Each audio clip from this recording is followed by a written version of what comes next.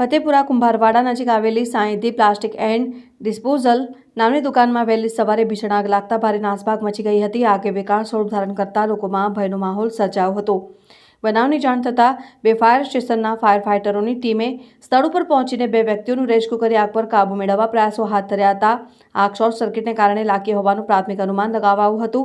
વડોદરા શહેરમાં ગરમીનો પારો ઊંચે ચડતા આગ લાગવાના બનાવમાં પણ ચિંતાજનક વધારો થઈ રહ્યો છે। તેવામાં વધુ એક આગની ઘટના આજે વહેલી સવારે ફતેપુરા કુંભારવાડા નજીક બની હતી। પ્રાપ્ત માહિતી મુજબ કુંભારવાડા કાચવાડા હોલની સામે સાંઈધી પ્લાસ્ટિક એન્ડ ડિસ્પોઝલ નામની દુકાન આવેલી છે। આ દુકાનમાં વહેલી સવારે 5 વાગ્યાના અરસામાં ધુમાડા નીકળતા દુકાનની ઉપર રહેતી બે વ્યક્તિ ફસાઈ ગઈ હતી અને તાત્કાલિક બનાવ અંગે ફાયર વિભાગને જાણ કરવામાં આવતા દાંડિયા બજાર ફાયર સ્ટેશનના જવાનો સ્થળ પર દોડી આવ્યા હતા અને પ્રથમ માળે ફસાયેલી બે વ્યક્તિઓનું રેસ્ક્યુ કરી આગ પર કાબૂ મેળવવાના પ્રયાસો હાથ ધર્યા હતા।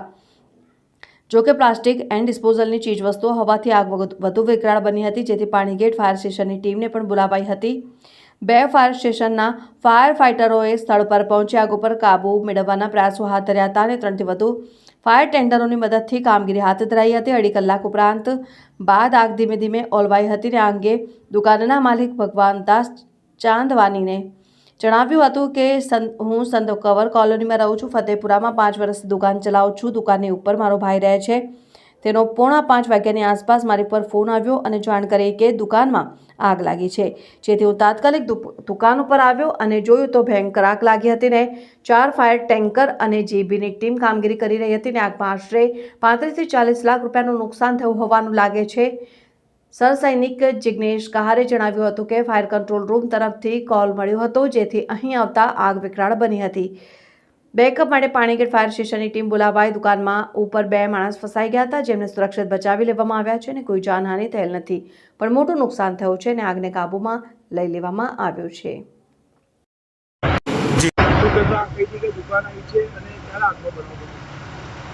સચો સતરામ હું મુકેશ ભગવાનદાસ ચાંદવાણી, વારસા સંત કવર કોલોનીનો રહેવાસી। મારી દુકાન ફતેપુરા કુંભારવાડા પોલીસ ચોકીની બાજુમાં આવેલી છે। ત્યાં લગભગ શોર્ટ સર્કિટથી આગ લાગી છે। 4:45 વાગે મારો ફોન આવ્યો, મારા ભાઈનો ફોન આવ્યો। મારો ભાઈ દુકાનની ઉપર જ રહે છે, એનો ફોન આવ્યો દુકાનમાં આગ લાગી છે। તો હું અહીં દુકાને આવ્યો, બહુ ભયંકર આગ હતી। પાણીના બંબ આવ્યા, 4 જીબીવાળા આવી ગયા, એટલે અમે જાણ કરી। અમારું પૂરું માલ થાક થઈ ગયું છે। અમારું 35 થી 40 લાખ રૂપિયાનું નુકસાન થઈ ગયું છે। એ માટે અમે બહુ સદમામાં છીએ। મારું નામ મુકેશ ભગવાનદાસ ચાંદવાણી।